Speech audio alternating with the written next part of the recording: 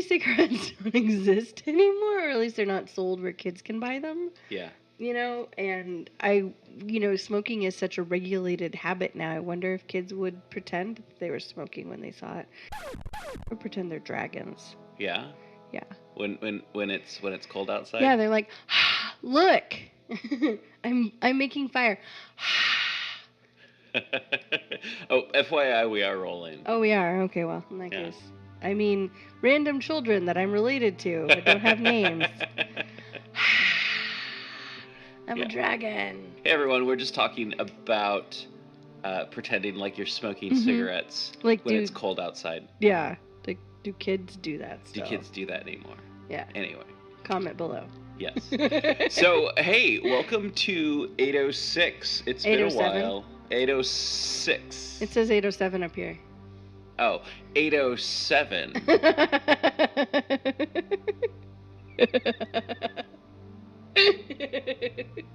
Welcome to People's Guide to the Cthulhu Mythos.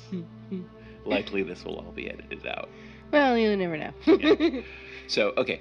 807. Yithians. The great race waxed well nigh omniscient and turned to the task of setting up exchanges with the minds of other planets and of exploring their pasts and futures. It sought likewise to fathom the past years and origin of that black, eon-dead orb in far space whence its own mental heritage had come. For the mind of the great race was older than its bodily form. The beginnings of a dying elder world, wise with the ultimate secrets, had looked ahead for a new world and species wherein they might have long life, and had sent their minds en masse into the future race best adapted to house them, the cone-shaped beings that peopled our Earth 1 billion years ago. H.P. Lovecraft, ever hear of the guy, the shadow out of time? 807, the great race of Yes. So, what's going on? So, hey, welcome back. It's been a minute. It's been a minute since we recorded last, which, last time we were recorded, it had been a minute, so yeah, the gaps are becoming smaller. They are. I'm recovering. I can lift 20 pounds and walk up and down stairs without being in a large amounts of pain. It's just small amounts of pain. I mean, these are important, physical boundaries to, vault over to be able to record, for sure. Oh, yeah, yeah. Recording equipment surprisingly heavy. And also not being on pain pills. Yes. Helps for the mental fog having cleared. Coherentness of recording. Yeah, you want to be on recreational drugs. Exactly. Yes. Exactly. Precisely. So we're all glad that you're doing better. Good. Just I'm glad in to hear time that. for the I'm glad to hear that. holidays. Yeah, it's the holidays, so. Well, I say the holidays, but I mean for you and I, it's Christmas. Yeah. Because Hanukkah was last week, and we don't do Kwanzaa because that would be appropriative. Yeah. And I don't know when other holidays in this time of year are. And I'll be honest, I don't really do Christmas as much as the fact that I participate in other people's Christmas. Yeah. Well, and Chinese New Year's isn't for another month and a half. Yeah. 2 months, yeah. So. Hey, can I ask you about something? Please. You know something about China. You lived over there. Yeah. Chinese New Year, is that kind of a icky white people thing, calling it Chinese New Year? Well, so what Chinese people call it when they talk about Chinese New Year's in China, in English, like they of course have a name for it in Chinese. But Sure. I don't know it because my Chinese is horrible. My Mandarin, to be precise. Okay. I don't know any Cantonese. Okay. But the way they talk about it is they call it Spring Festival. And I think that when people brought it over here, to America, to the United States, they translated Spring Festival into New Year's because it is their New Year's. Sure. But to be more precise in talking about now the whole world agrees that New Year's is January 1st. Yes. Right. So, culturally they still celebrate this new year that happens a lot like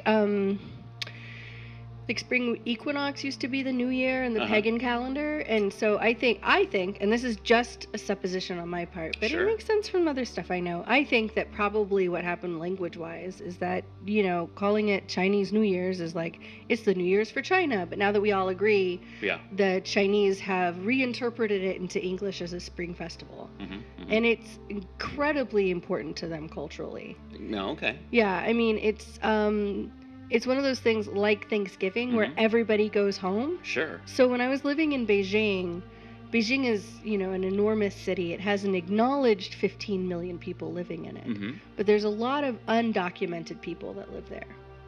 Okay. Because in China, you are not legally allowed, or at least when I was there, I don't know how the laws have changed since I was there, but you're not legally allowed to live outside of your own principality, your own, you know, country, city, not country, like city area. Region. Yeah, region. And if you do travel, then you're living undocumented. Okay. So illegally, but not, it's like a gray thing because, of course, there are jobs people don't want to do everywhere. When we were there, a lot of people left, and it became like this, it felt like Beijing was like a small city. There were just so many fewer people. Yeah, well, it was an amazing change. We actually traveled for part of the break. We went down to Shenzhen, which is the city across the bay from Hong Kong.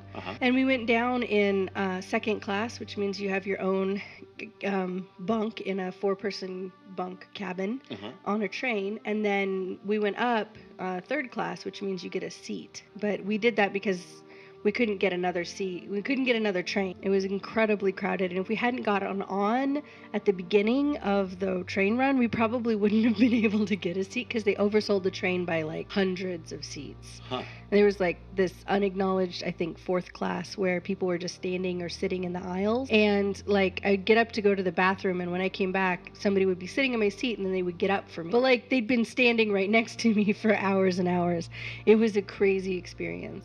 Yeah, but you know, it's one of the biggest, it's the largest migration of people every year. Wow. Yeah. People going home to different parts of China and then going back to Beijing or Shanghai or Hong Kong or Shenzhen, any of the other cities that are now huge manufacturing hubs along the coast of China. Huh. Wow, yeah. That's pretty interesting stuff. It is, yeah. We can cut this out and put this back in February if you want, because it'll be more culturally appropriate then. Because we're talking about cultural migrations, aren't we? Oh yes, we are. And actually, we're talking about the Yithians too. So yeah. it's not so much of a spring break or Rumspringa or anything like that. It's for the survival of the Yithian race. Yeah. Which they like to call themselves the Great Race, which I think can be contested. I mean, well, you know, it's like everybody calls themselves the people. Yeah. I mean, and to be very clear, on a very basic level, Yithians were made up by humans. So yes, humans make everything in their own image. Correct. Yeah. Get it back down to that whole thing where like every piece of art is actually a self-portrait. Yeah. Have you heard that before? Yeah, no, I've heard that. I've heard that. I think I read that in The Artist's Way or something like that. But no, if we are going to think about the Yithians as a reflection of the artist, we're going to think of the Yithians as this like super pure race of scientific colonials. Well, scientific colonials who like the body is unimportant. Yes. What's more important is the mind. Yes. And that seems very H.P. Lovecraft. That's so H.P. Lovecraft, who wanted to shed his body physical shell so bad. He wanted to be a sentient cloud of gas like nothing else. Or a brain in a jar. Yeah, good point. Yeah. That's a really good point. Yeah. Brain in a jar. Yeah, he hated his... I mean, I can, just from bits and pieces I've read of his journals and people talking about him. Do you think he hated eating? Some people out there that are like, I don't like anything with flavor. I get that. We know from from bits of his life that he wasn't necessarily, and from his writing, into sex. Yeah, but he was into food. Like, I have an episode from a couple years back where I go into Lovecraft talking about like the foods that he likes, and he really, really, really likes like holiday foods, like old-timey like English, turkey and like turkey and plum pudding. Turkey with dressings. Oh, and we should do an episode baked about pies. this with Heather. Oh yeah, that'd be cool. Yeah. That'd be cool. Yeah. But yeah, no, Lovecraft loved food. I love baked pies too. I like Yeah. anything inside of something else. My favorite food is food inside of another food. Food inside of another food? So Yeah. you really like turducken? No, I don't know if I like turducken. Okay. I've never had one. They sound unfood safe. But no, but like spring rolls and dumplings and pierogi and cabbage rolls. I've made 8 turduckens in my Dolmas. life. Really? Yeah, Well, they were all on the same day though. Were they for an event? They were for rich people in Phoenix, Arizona. I worked in a high-end kitchen doing catering. So we did stuff like turducken, and turducken was the bacon or the donut or whatever the fad food was of the time. I remember when it went through that fad thing. Everybody wanted to try a turducken. Yeah. I didn't know it was so early. The great race are beings of enormous intellectual and psychic powers that once dwelt on the dying world of Yith. They escaped the destruction of their home planet by transferring their minds to the bodies of a species native to the Earth in the distant far past.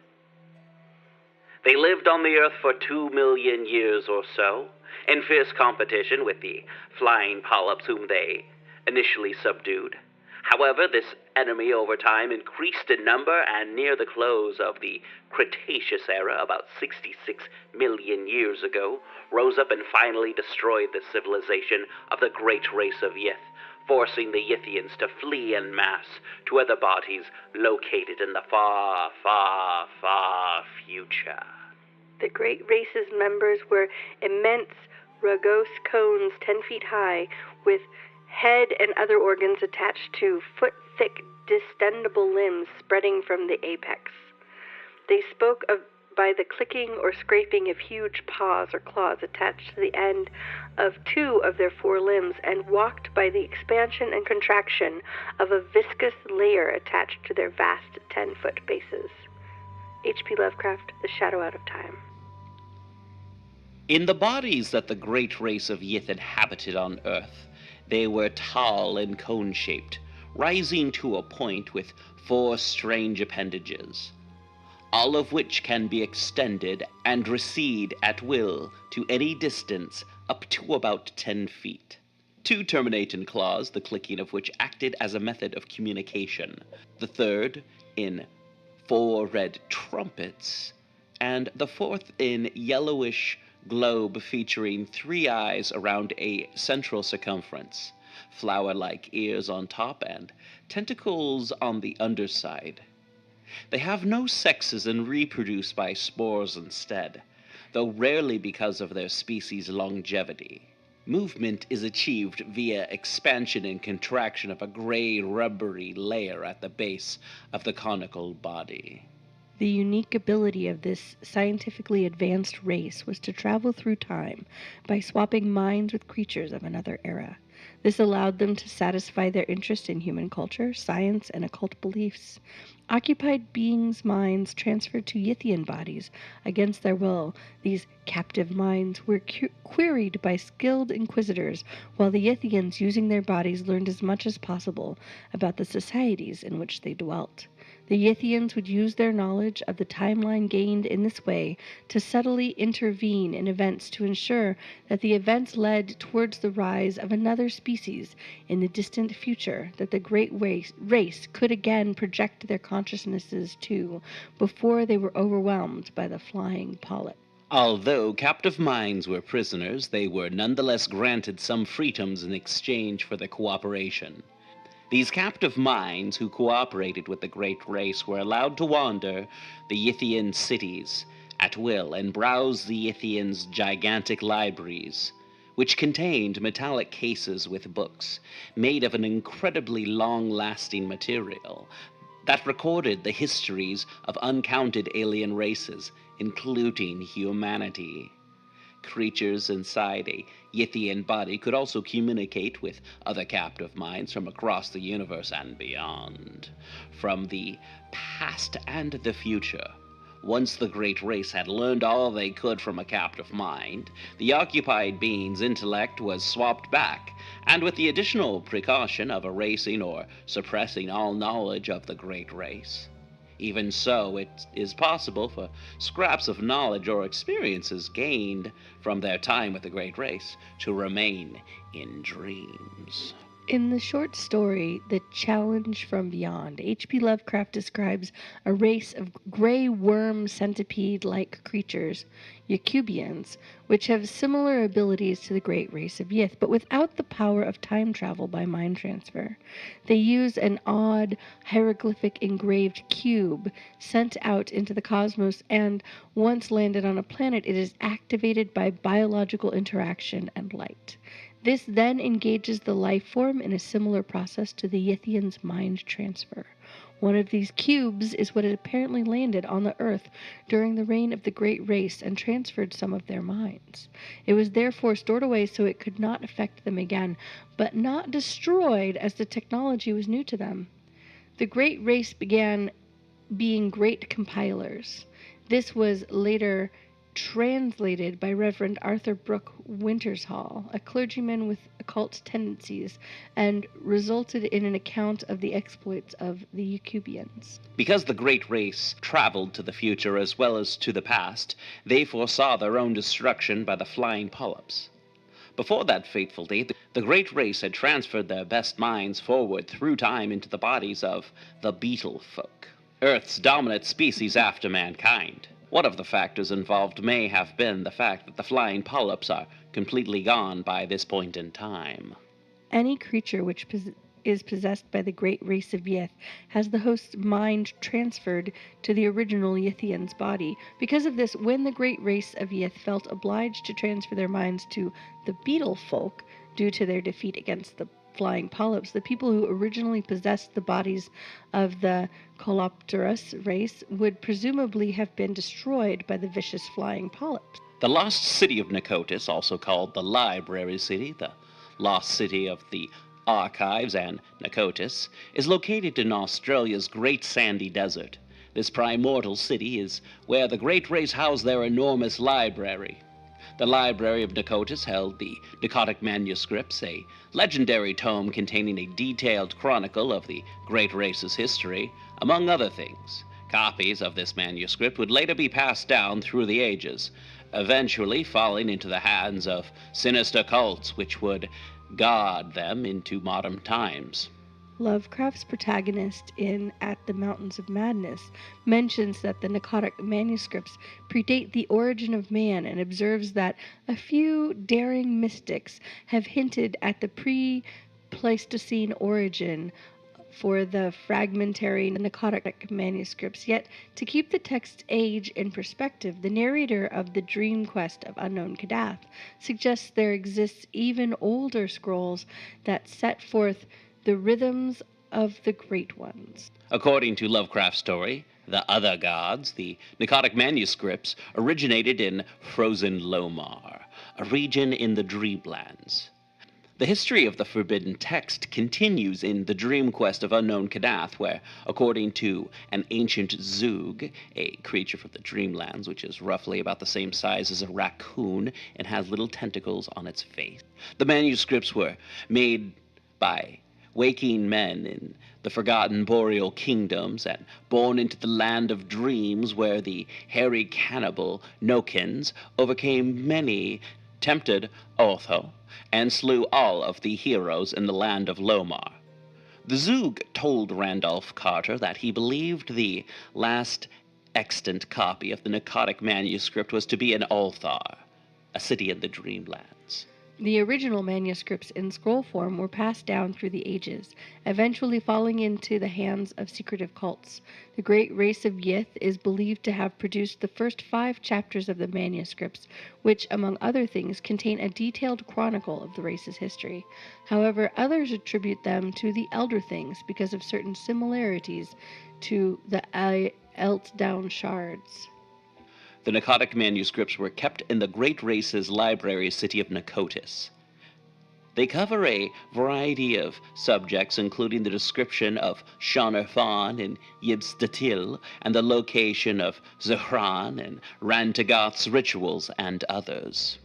Yet when the men of Ulthar and Nir and Hatheg crushed their fears and scaled that haunted step by day in search of Brazi the Wise, they found graven in the naked stone of the summit a curious cyclopean symbol 50 cubits wide, as if the rock had been riven by some titanic chisel, and the symbol was like to one that learned men have discerned in those frightful parts of the Pnakotic manuscript which are too ancient to be read. This they found. The Other Gods, H.P. Lovecraft. The Pnakotic manuscripts were originally held by the people of Lomar, who studied them diligently. However, they were passed to Hyperborea and translated into the language of that land. Here the manuscripts were added to by the Vormi. Another edition is known to have been made in earlier times by a scribe in Zorbna. The manuscripts survived into historical times, protected by a secretive cult known as the Pnakotic Brotherhood, and are thought to have been translated into Greek in a version known as Pnakotica. Rumors say that an English translation was made in the 15th century by an unknown scribe, but the consensus is that they exist only in manuscript form. The original scrolls of the Pnakotic manuscripts are believed to be lost. Nevertheless, a copy may still exist in the Temple of the Elder Ones in Ulthar. Yeah, the Great Race. Mm-hmm. Oldest trick in the book.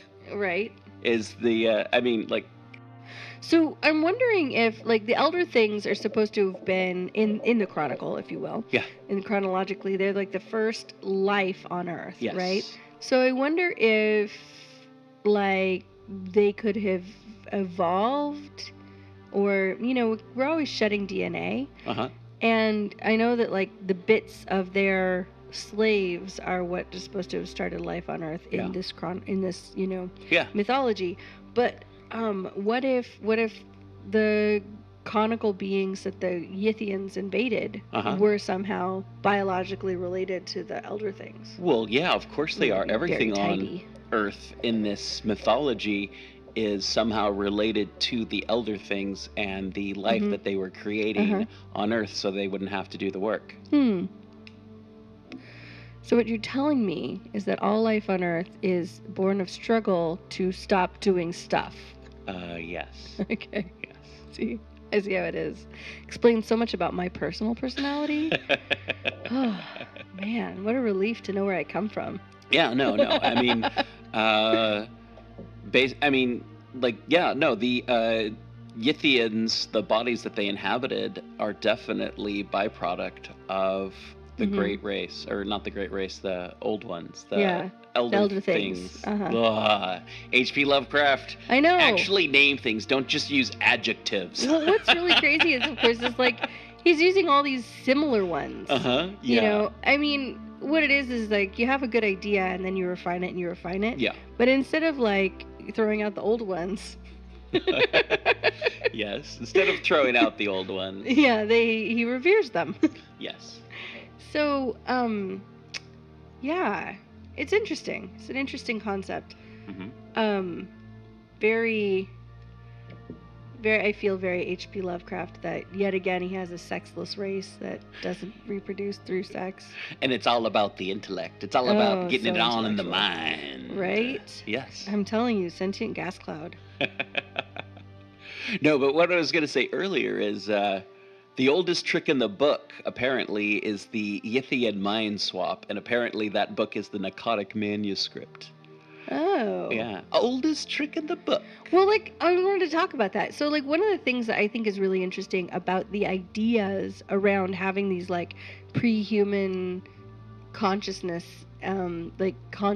sentient races. Sure. Is the idea, obviously this is part of the whole mythology where humans are not the center of the universe. We are not the first, even on our own home world, to think and be and know. But it's interesting to me to think that we would then continue to, when the Pnakotic, apparently, when the Pnakotic manuscripts were written, we weren't even protozoa. No. So how did our AP ancestors get a hold of those? They explained. Oh. So pre-human civilizations, were Yeah, all about it. Are Hyperborea human? No. Oh, no. They're pre-human. They're kind of human, but they're definitely like Homo sapiens, but not Homo sapiens sapiens. How old does HP make the Earth in this mythology? It's unspecified. We've later, with what we know of the Earth, given it date and time and stuff. But yeah, no, like it's an interesting thing, of course, because when he was writing, it's unspoken of we didn't when know nearly as much Hyperborean times are, and like the fall of Atlantis, or the various epochs that H.P. Lovecraft, Clark Ashton Smith, Robert E. Howard have in their stories. They're never quite clearly defined. Man. Just like pre-Ice Age, post-Ice Age, but they never really say what Ice Age, and I don't think they really knew enough about Earth's ancient past to really talk about it. It's like they didn't know that when all the dinosaurs died. Right. Well, when they were writing this, they didn't have as much of a knowledge of paleontology as we do now. No. Obviously. We were discussing the other day the Gene M. Owl series of Earth's Children, and those books have been written over like a 40-year span. Sure. And so what's really interesting to me in reading like one of the later books is seeing how our theories of ancient human not civilization, but life, how our theories of ancient human life have changed over the generations, have influenced her writing style and her the way that she talks about the people in those books. All right. I don't know who that is, but... Gene M. Owl? Yeah. Well, she's the writer of Clan of the Cave Bear and the Valley of Horses and the Mammoth Hunters and Plains of Passion and Shelters of Stone. Yeah. They're still making those books? I don't know. I just didn't know that those books were like the series was still ongoing is what I was saying. Oh yeah, the series was still ongoing at least 5 years ago. Okay. Yeah. Okay. All right. Yeah. So, I was thinking about like the cults that continued on, like the Yithians' knowledge, who carried it and transferred it and kept it going, and because of course they're influencing the future as they transfer their minds into future races. Yeah. So you have like anytime that there is a future race, you do have this like Pnakotic manuscript popping up again because of the fact that they're the ones who are the ones bringing it forward. So it's like a whisper campaign where it's actually like the people who made it. It's like a book tour. Yeah. It's like a book tour where you don't know you're talking to the author. Yep. So, and... That makes sense. We have, like, just these secret cults. And then we go to Kamog, the father in Thing on the Doorstep. Oh, yes. Ephraim. Interesting. So Ephraim has the ability to transfer his mind. Yeah. And he's a member of an ancient cult. But we don't know what his original race was. No, we don't know what his original origin is. I mean, it's just always kind of assumed that Ephraim is human. Yeah. But what if Ephraim was some sort of renegade Yithian? Yeah. Well, I mean, we assumed he was human because he was originally in a human body. Yeah. And in our culture, bodies confer race, or at least identity. Yes. Yes. In a real solid way. Sure. Yeah. But yeah, no. But once you throw that out, like, who the fuck knows? Yeah. And that's just something I think is interesting is this body swapping that happens in Lovecraftian and Cthulhu mythos type stuff. It all goes back to the Yithians. I mean, the Yakubians had that knowledge, but the Yithians had already had it to have gotten to Earth to get the cubes when they landed on Earth and be like, oh, we gotta lock this stuff away.